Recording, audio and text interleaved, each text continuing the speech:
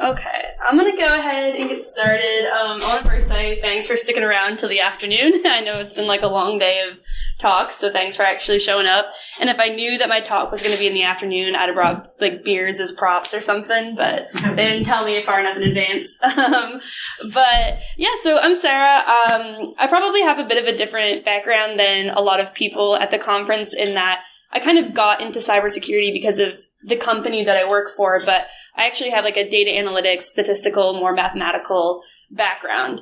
And a lot of what I've been working on since I've gotten into cybersecurity about 6 years ago has been bringing different types of statistical models and way to analyze, numbers and uncertainty and applying that to cybersecurity concepts. And that's kind of what I'm going to talk about in this. I'm going to keep it pretty, light. There will be slight audience participation, but it won't be bad. And yeah, so I'm just going to kind of hop in. Other than that, though, I'm the director of data analytics for a company called Novacoast that I'm sure none of you have ever heard of, if not for any reason other than we're headquartered in the U.S., if you can't tell by my accent. But yeah, we do cybersecurity and consulting, and like I said, that's kind of how I ended up in this field that I never really had any particular interest in, I guess, but now that I'm here, it's a pretty cool field. But so, like I said, this talk is going to be a lot about risk and uncertainty. And yeah, we're going to get into statistical modeling techniques and stuff for it, but I think to start, we have to define what even is risk, if we're going to be talking about it.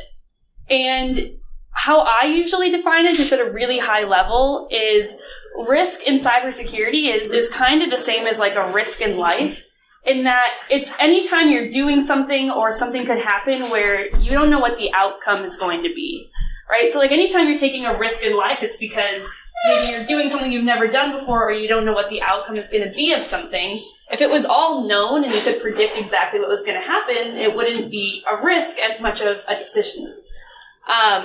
And so obviously cybersecurity has a lot of risks, right? We don't know if we're going to be breached in the next month or year. We don't know how many attacks we're going to be susceptible to.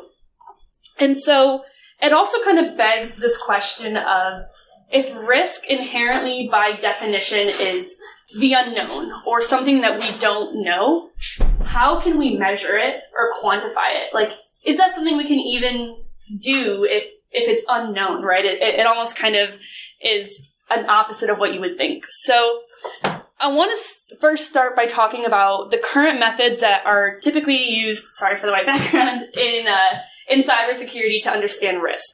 So a lot of you are probably familiar with this. This is like a typical risk matrix, right? So rating things on low, medium to high, maybe like a 1 through 5 scale, 1 through 3 scale. I see this all the time for vulnerabilities, right? So is a vulnerability low, medium, high, severe? But it can be a lot of things, but they're very common in cybersecurity. So let's talk a little bit about these. And while they're, easy to understand, why are they maybe not the best thing to actually use to understand our risk? So let's just put it into play and use an example. And let's look at risk A and risk B, right? Risk A, we're going to say, has a likelihood of 50% and an impact of $9 million. Risk B, 60% impact, $2 million, okay? If we're going to just really easily get an expected loss, then you multiply likelihood by impact. Very easy to talk about risk in that way. We can see risk A has an expected loss of 4.5 million, risk B 1.2 million. Now, this is not a crazy, weird, whatever risk matrix. I haven't done anything fancy here. But you can see that risk A is categorized as a medium, and risk B is categorized as a high. Even though clearly, if we're using the math and the expected loss, risk A we can see is way worse than risk B. So how does that happen on this risk matrix? So I want to put up another scenario. Let's say I'm trying to understand my risk of getting breached in the next year. I'm an analyst or something at a company. And so I say, all right, I'm going to go ask my CTO and my CISO, because, you want to get two people's opinions. And I'm going to ask them on a scale of 1 to 5, what do you think our risk of getting breached in the next year? 1 being very low, 5 being, certainty. And so I go to the CTO and I ask, and the CTO's like, well, the CISO's an idiot and we're not doing anything right and this and that. And, there's probably they're thinking in their head, maybe an 18% chance we get breached in the next year. So they rate that a 1 on a scale of 1 to 5, and they say to me, 1. Okay, great. So I go and I talk to the CISO, and the CISO's like, yeah, we're doing awesome, and we have all these patches up to date and whatever. And they think, we're probably in a really good position. There's probably like a 3% chance we get breached in the next year. So they rate that a 1 on a scale of 1 to 5. And so both our CTO and our CISO are in agreement that our risk of getting breached is a 1 on a scale of 1 to 5. But all of us in cybersecurity, our practitioners know, right, that there's a really big difference between a 3% and an 18% chance that you get breached in a year, right? That's actually pretty significant. But they both rated it in a 1, and it's actually what's happening on this risk matrix here. It's a statistical thing called range compression, where basically the ranges that you're using to measure something are, you're compressing from a quantitative continuous scale into this compressed range. And you might say, well, you're talking about quantifying risk, a 1 to 5 scale is quantitative. A 1 to 5 scale is actually what we call a numerical ordinal scale, meaning that an ordinal scale just means that there's an implied order. So low, medium, high is an ordinal scale. Even a regular user versus like an admin user, that's ordinal. 1 through 5 just means it's numbers, but we could replace 1 with improbable, and we can replace 2 with seldom, 3 with occasional, right? And all of a sudden, it doesn't become quantitative anymore. And so those are what happens when we have range compression. And at a higher level, this whole phenomena is actually called analysis placebo. So analysis placebo is just a broad concept for any time that the way that you're measuring something, so the mathematical or statistical formula or algorithm that you're using to understand data, either gives you no measurable, more understanding, or, as in the case of risk A and risk B, actually gives you a worse understanding of your data just because of the way that you're analyzing it, which is what you can see happen here. And that's a huge problem with the way that we're doing a lot of things in cybersecurity right now when it comes to risk. And on top of that, what really starts to go wrong, and what's going wrong in this risk matrix, you've got a 1 through 5 scale, and people start applying mathematical operations to it. So then they say we've got a 1 and a 2, so our average is 1.5. But remember when we talk about an ordinal scale, does it make sense to say, well, we've got a regular user and an admin user, so the average is a regular plus user? It's like saying the same thing. You can't actually apply mathematical operations to ordinal scales, but people do. And that's what happens, and that's how we get analysis placebo. So, now that I've kind of like debunked, I guess, quote unquote, the way that we're doing things right now, I want to get into like, how do we fix it? But not only how do we fix it, but is there a way to do it that's as easy as a risk matrix? Because that's a really low barrier to entry, right? Rating things on 1 to 5. So before I get into that, I want to talk about, going back to the beginning of like when I said, can we even quantify risk because it's unknown? We can, but in theory, if we get a little like philosophical, if we're going to quantify risk, isn't it always going to be a guess of some sort, right? Because there's no way we're ever going to know when or if a breach is going to happen. So it is all going to be some type of guess, right? And I'm going to show a method that actually does involve some guessing when we quantify risk. So before we do that, I want to pose the question, are you a good guesser? And is there such a thing as a good guesser? Like, can a person be a good guesser? Can you learn to be a better guesser, right? So just so that nobody falls asleep on me, we're going to do a little experiment.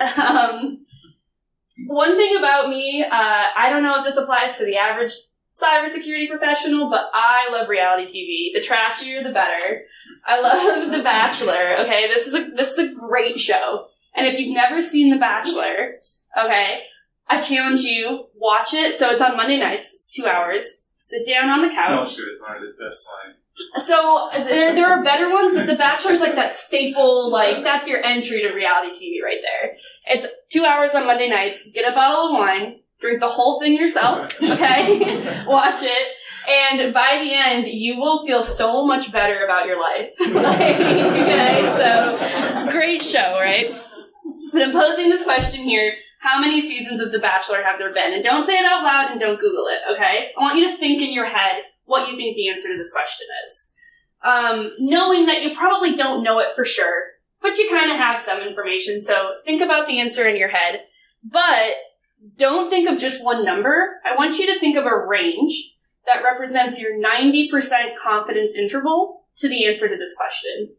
And I know I'm bringing you back to college statistics when I say confidence intervals, but it basically just means, a lower bound and an upper bound that you're 90% sure the right answer to this question would be in that interval. So about a 10% chance you're wrong, right? But you're like 90% confident it would be between those two numbers.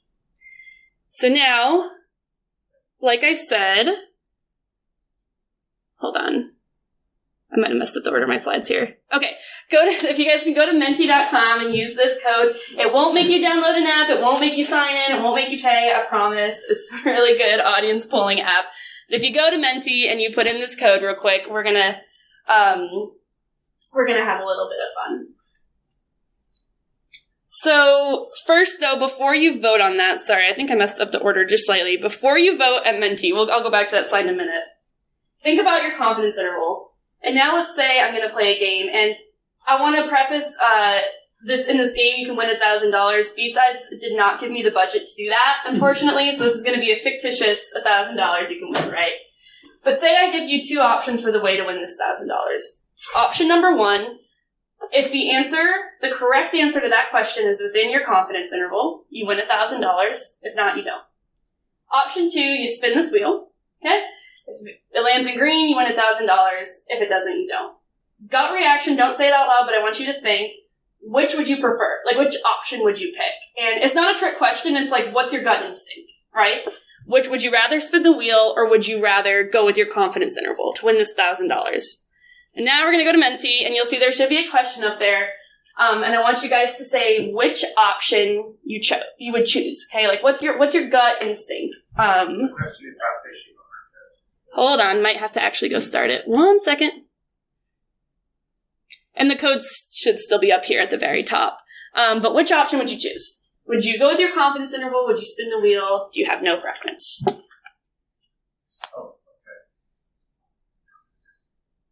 So what was the code? It's at the top, yep.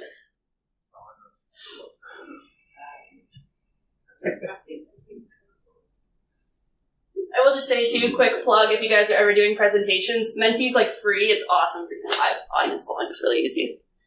I don't work for them. Okay, so it looks like most people would spin the wheel, few with confidence interval, maybe one or two people who had no preference, but most of you guys had some type of gut reaction, and most people would spin the wheel.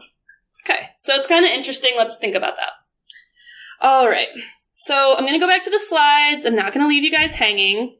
The answer, 27 seasons. Oh, well. And this, I didn't even preface with, this is only The Bachelor, so it does not include The Bachelorette, Bachelor Pad, Bachelor in Paradise, Bachelor Winter Games, I could name more. All right, but 27 seasons, right?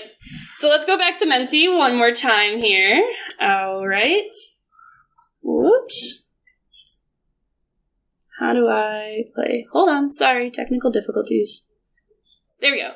Was the correct answer within your original confidence interval? No judgment, yes or no, be honest.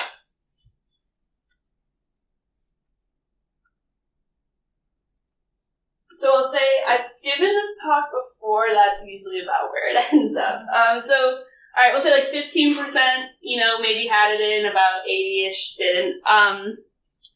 But I want you to now think about the original question I asked, right? I said give your 90% confidence interval. So even without knowing the right answer, if this audience was what we call perfectly calibrated, meaning that you guys all actually gave your 90% confidence interval, then 90% of you should have had the correct answer within your interval, and 10% should not have. Which means this audience is 70% overconfident in general, okay? And it's not just because we work in cybersecurity. That's actually, there's been a lot of research studies. That's human nature. So the average human is really overconfident when estimating things they don't know. And it's the reason that when your boss asks you how long a project's going to take, you say 5 weeks, right? And it takes 6 months. It's the same actual philosophy that we're really bad inherent estimators and guessers. But there's also a lot of psychological tricks that teach us how to be better guessers. And so one of them, like I showed here, this is called the equivalent bets method. And there's actually been research done that shows if you weigh some type of monetary loss with your guesses, you can actually teach yourself to be a better guesser. And the way that it works is that if your gut reaction was to choose your confidence interval, you should shrink the interval until you have no preference between the two. And if your gut reaction was to go with the wheel, you should widen the bounds of your confidence interval until you have no preference between the two with that monetary loss in mind, right? Because both should represent a 90% chance of winning $1,000. And that's how you know if you have a preference. So, for example, if you wanted to spin the wheel, that's how you know you didn't actually give your personal 90% confidence interval. Maybe you gave your 70 or your 60% interval, right?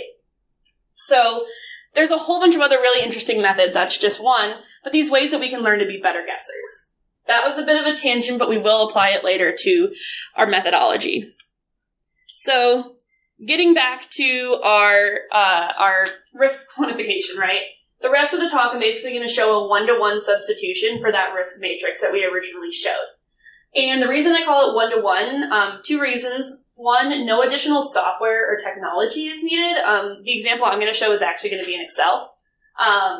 You could do it in Python or kind of anything else. And then two, we don't need any additional input data for the model that we wouldn't need, for a risk matrix, because, like I said, at the end of the day, we can do this all with just estimations and guesses if we need.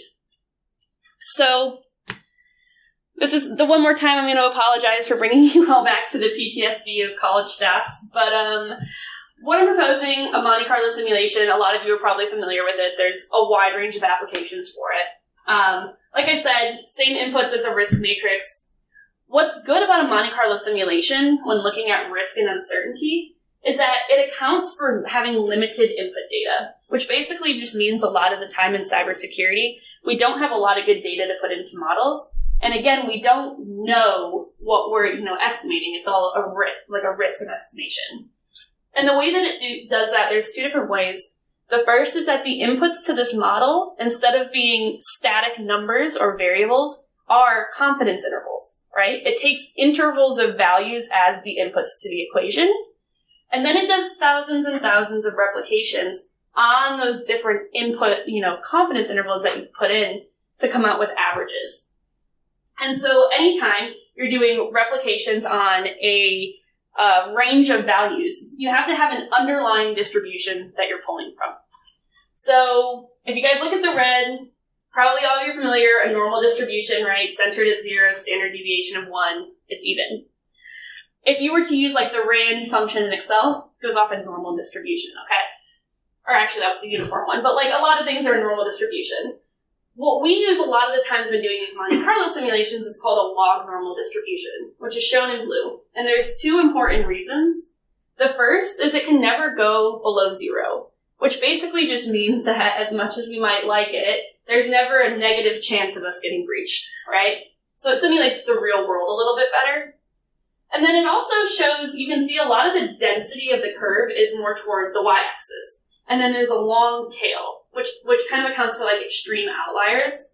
And if we translate that into the real risk and uncertainty, it's that a lot of the times if you do get breached, it's not that massive $5 million target data breach that's all over the news, right? It can happen, so we want to account for that.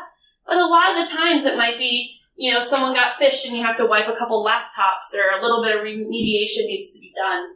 It depends, but we're just saying majority of the data breaches in the world are not those $5-10 million catastrophic losses. We want to account for them, but understand that they're not the normal. So what we're going to do, first things first, you have to start by defining the risk that you want to quantify. Same way you would in a heat map. So maybe it's a particular vulnerability and what's our, exposure or risk to that vulnerability. Maybe it's something more broad, like I've been saying, which is more around the risk as an organization of us getting breached. But we want to be really clear and precise in our definitions. And then we also need to define a time range for that risk to occur, because it actually doesn't make sense to say the risk that we get breached. You have to say the risk that we get breached in the next month or in the next year, right? We always want to define a time range with it. And then we're going to come up with all our input variables and assign our confidence values, our intervals with our values with our confidence intervals, right? So now this is where we're saying, maybe the risk we're looking at, like the example I'll show in a minute, is something around phishing. Okay, so what different input variables might affect that, right? Maybe we do phishing simulations and we know our average click rate in general. Maybe we know the volume of emails that are coming in a day, or historically, what percent of all emails are phishing attempts or something like that. Okay, so we do have some input data. And then, again, if we don't have the hard and fast numbers and we're doing subject matter expert estimations like we did earlier with the Bachelor, we want to repeat with multiple experts if possible and take averages, although it's not required. And then we're just going to run our simulation and we're going to take the average, basically. We're simulating the next year, 10,000 times, and then we're saying, of all those 10,000 fictitious next years that could happen, on average, how much money did we lose? So, I'm going to actually show a quick example of this in Excel now, just so you guys can see an approachable method of how you could actually do this without having to have software. There are different softwares that do it now. The market's starting to get a little bit saturated, and I don't love a lot of them, but if you guys want to talk later about some of those, I'm happy to give my opinions, but it can be done in Excel. So, in this example that I made, we're going to look at like a fictitious company that, is in the technology industry with about 1,000 users. And we are doing a phishing simulation basically to see they don't own an email, like a phishing detection or email software, right? And should they invest in one? So like a proof point or something. Is it worth the money to invest in? So we're going to define all of our input variables, just like I said. So looking at things like, the likelihood that a user would require remediation or response if they were to click on a phishing email, the business impact of a data breach, which we can pull from things like the Verizon data breach report, the IBM cost of a breach report, a bunch of other industry sources, or we can estimate, or maybe we have historical information for a company. We can look at the hourly wage of the person doing the remediation. How much is that going to cost for, the help desk person who has to wipe the laptops or whatever it is. And then maybe we run phishing simulations, like I said, and we know our average click rate. And so just to show how easy this is, I'm going to do one last Mentimeter thing. So we're going to fill in the number of users that click on a phish in the 12-month period. You can see that's empty right now. So if we go back to Mentimeter here, I want you guys to give that 90% confidence interval, use your techniques, use your new calibration techniques, right? And think, if we had a 1,000-person technology company, what would be your estimation for a 90% confidence interval for the number of people that you think would click on a phish in the next 12 months? 9. And then I'll use whatever numbers we come up with, I'll plug them into the model, and we'll go over the results that we get.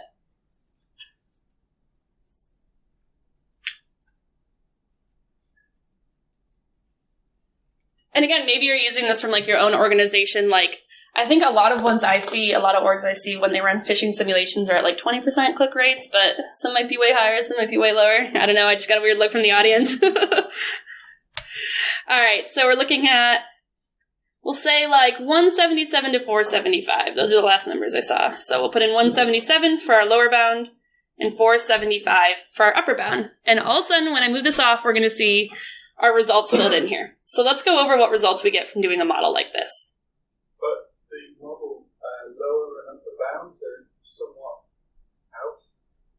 Which ones? So you're going from 50,000 to 3 million. So yeah, that's that log normal distribution, right? So a lower bound would be the 90%, and then lower bound and upper bound being the 90% confidence interval. It doesn't need to be. It's not a uniform distribution, right? How normal is even on both sides, log normal is not. So more the density, it's kind of like when you're talking average versus median. Average might be skewed by a long tail in a probability, which in this case it would, whereas median is like less resistant to skewness. So here, lower bound and upper bound, we're saying for this pretend company, and I could change these, but we're saying the lower bound, if a breach occurred, would be about $50,000, whereas the upper bound they would have to pay is about $3 million if a breach occurred. So it's all kind of, the input variables build on each other, right? So in this one, we're not saying how much a breach will cost. We're saying if it occurs, how much it's going to cost. But that doesn't represent our risk because we don't know 100% for sure if it's going to occur. So looking at our average annual costs before, here, that's the first thing this model gives us, which basically just says, if we weren't to implement this software that we're thinking about, what's our risk right now, our inherent risk? We're saying in the next year, on average, based on our simulations, we're going to lose about $300,000 due to phishing attack. Like that, on average, is how much we will lose if we change nothing in our security posture right now. And then we say, if we were to buy and implement the software that we're considering, maybe a proof point or something, the average annual cost after would be about $182,000, which basically just represents, we run the model once with our current state, and then we run it once with, assuming we had the software in place, how are we adjusting those estimates, or adjusting those data points? And then from there, we can get a really easy ROI number, return on investment, an ROI multiplier, which is basically just saying how much money are we saving if we were to buy the product, divided by how much does it cost, both in terms of the licensing and then the cost to install, implement, and keep running, at a high level of efficacy, right? So those are the first outputs. We can also look at our simulated loss histogram, which here, again, we can see it basically just shows for every trial of how many did we do? 10,000 in this, which one, where did they all fall? And then our loss exceedance curves, which I think I'm short on time, so I'm not going to go into these, but I could talk about them later if you guys are interested. They're really cool curves, but anyway, going to go back to this. That's the stats nerd in me that wants to come out a little bit, but I'm going to rein it in. So basically, to sum up, because I'm running out of time, a lot of the feedback I get on is like, okay, well, you're still just guessing. You still don't know your risk, which yes, that's what a risk is. It's going to be an estimate. It's going to be a guess. There's no way around that because we don't know what's going to happen in the next year. It's in the future. But it's a better one because we're now using statistical models that don't inflate things and that aren't statistically working against us just because of the way that we're analyzing these models. And I want to point out there on this slide that, I'm not reinventing the wheel here. The insurance industry has been doing this for 30 years. And if you think about it, the insurance industry has a lot of the same problems that we do because, how do you know if someone's going to get in a car crash or get a disease or something like that? How much should you charge them for a premium and how much are you going to have to pay out if some event happens to them, right? Well, we don't know the answers to those questions. Those are risks that the insurance company is taking on. But we do have some data, right? We do know their family history. Are they healthy? How old are they? Right? We have some input data. It's the same in cybersecurity. We don't know what's going to happen, but we do know how much security awareness training we've done. We do know our average click rate. We do know about how many phishing emails we see a day. We know how many other companies have been breached in the last year that have had to been, disclosed. So I think in cybersecurity, we like to think that we have these insane problems that no one's ever seen before. And, and maybe sometimes that's true, but not that often in the data analytics world of things, at least. So it's a better guess, and it's one that I think should be more widely adopted in not only cybersecurity, but really just all risk estimation in general. But yeah, that's all I got. I do want to say a lot of this, there's a really good intro book. I just want to give a plug. It's called How to Measure Anything in Cybersecurity Risk, I think, or something like that. It gives a lot of these examples. I pulled some content from it. If you've read it, you could probably tell. But great book. Otherwise, I do have some free resources for other things or template Excel files. So if you guys are interested, just come find me. But otherwise, there's my LinkedIn too. And yeah, thanks.